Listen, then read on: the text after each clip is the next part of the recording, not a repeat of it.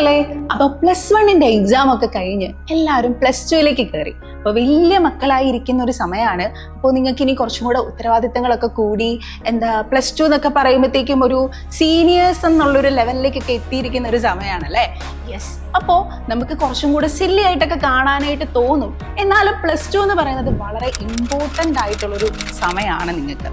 +1 വരുമ്പോഴത്തേക്കും നമ്മൾ കുറേ പേരൊക്കെ കുറേ കാര്യങ്ങളൊക്കെ ഉഴപ്പിയൊക്കെ പോയിട്ടുണ്ടാവും. +1 എക്സാം തന്നെ നിങ്ങൾ എടുക്കുകയാണെന്നുണ്ടെങ്കിൽ കുറേ പേർക്കൊക്കെ എക്സാംസ് ഒക്കെ വളരെ ഈസി ആയിട്ടായിരിക്കും നിങ്ങൾക്ക് എഴുതാൻ പറ്റിയിട്ടുണ്ടാവുക.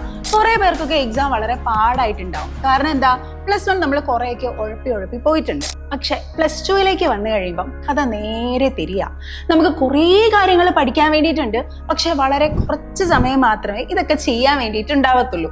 അതായത് ഈ NCC NSS ഉള്ളവരാണെന്നുണ്ടെങ്കിൽ അവർക്ക് അതിൻ്റെതായിട്ടുള്ള കുറേ കാര്യങ്ങൾ ചെയ്യാനുണ്ടാവും. അതുപോലെ നിങ്ങളുടെ സ്കൂൾ ടൂറ്, കലോത്സവം, ശാസ്ത്രമേള, അങ്ങനെ കുറേ കാര്യങ്ങളിൽ നിങ്ങൾ ബിസി ആയിരിക്കുന്ന ഒരു സമയമായിരിക്കും നിങ്ങളുടെ +2 എന്ന് പറയുന്നത്. അപ്പൊ അങ്ങനെ വരുമ്പോഴത്തേക്കും നമ്മൾ നേരിടാൻ വേണ്ടിയിട്ട് പോകുന്ന ഏറ്റവും വലിയ പ്രശ്നം എന്താ, മിസ് നേരത്തെ പറഞ്ഞതുപോലെ പഠിക്കാൻ ഒരുപാട് കാര്യങ്ങൾ ഉണ്ടാവും. പക്ഷെ പഠിക്കാനുള്ള സമയം നമുക്ക് ഭയങ്കര കുറവായിരിക്കും.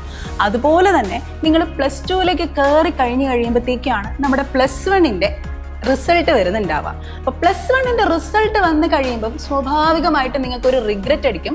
കാരണം കൂടെയുള്ളവരൊക്കെ നല്ല മാർക്ക് മേടിച്ചു, എനിക്ക് മാത്രം മാർക്ക് കുറവാണ്.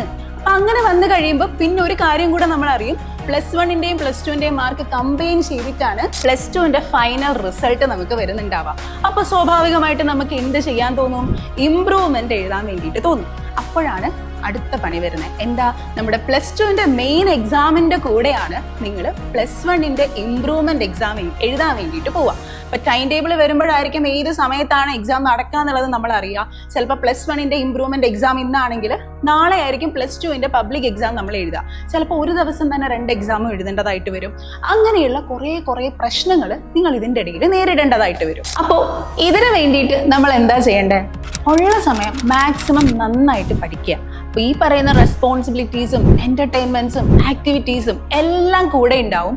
അതിൻ്റെ കൂട്ടത്തിൽ ഉള്ള സമയം മാക്സിമം നന്നായിട്ട് യൂട്ടിലൈസ് ചെയ്ത് പഠിക്കുക. എന്നാൽ മാത്രമേ നിങ്ങൾ ആഗ്രഹിക്കുന്ന കോളേജിൽ ആഗ്രഹിക്കുന്ന സബ്ജക്റ്റിനുള്ള അഡ്മിഷൻ നിങ്ങൾക്ക് കിട്ടത്തുള്ളൂ.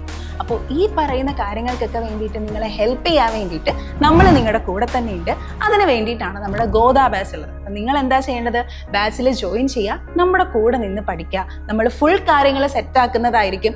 എല്ലാ ടീച്ചേഴ്സും നിങ്ങളുടെ കൂടെ തന്നെ ഉണ്ടാവും. അപ്പം എല്ലാവർക്കും ഓൾ ദി ബെസ്റ്റ്.